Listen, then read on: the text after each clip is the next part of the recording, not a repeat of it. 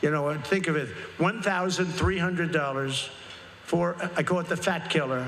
I don't know if it works or not, but it didn't work for a friend of mine who called me. He said, he's a very successful guy, seriously obese, seriously, highly neurotic, but a brilliant businessman. You need those qualities sometimes, you know? And he calls me up. He used to call me Donnie. Donnie, now he calls me President, so he's come a long way. But he was in a hotel, and he was in London, and he sent down for, I guess it's Ozempic, which we call the fat drug.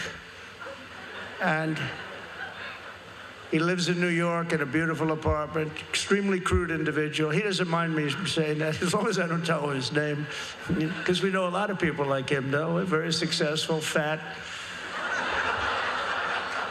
neurotic, all the ingredients you need for success, right? And he said, President, you know, this is crazy. Doesn't affect him anything, but this is crazy. He said, in New York, I paid $1,300 for this thing, and here I paid $88. I said, what is it? You lose weight. I said, didn't work on you. Didn't work. Well, what are you talking? He said, it's $88 in London. It's $1,300 in New York. And while that money doesn't bother this guy at all, he's got a lot of money, but the concept bothers him, you know, like, what the hell's going on?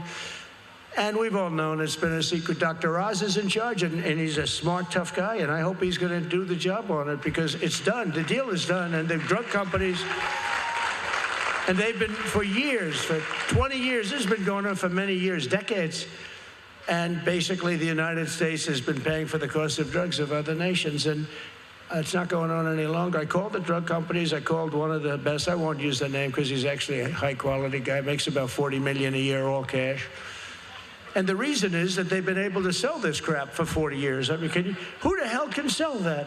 And for years, they've been saying, well, you know, we have to pay for research and development. We have to do this. We have to do that. That's 2%, 1%. But why aren't other countries paying for research and development anyway? And in the end, I said, look, we're not doing it anymore. We want favored nations. I want the same price as other nations pay, which is far lower than us. And I told them the story of my heavy friend, because it was so poignant, the way this guy, you know, as a good businessman, he really hit me with it. And I knew it. But they have such incredible lines. That's why they're so highly paid. They were able to get away with it. And this one particular man, one of the biggest, he said, sir, you're right. We had a debate for 30 minutes, and I was killing him. He couldn't respond to it. You know, why are we paying 10 times more than another country?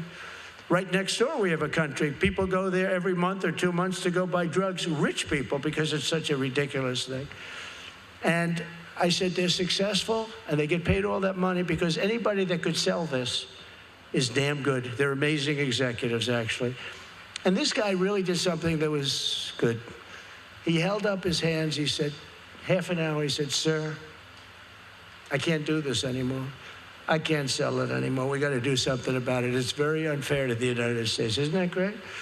Isn't that great? It took him a long time. You know, it took him about 25 years. It took him a long time.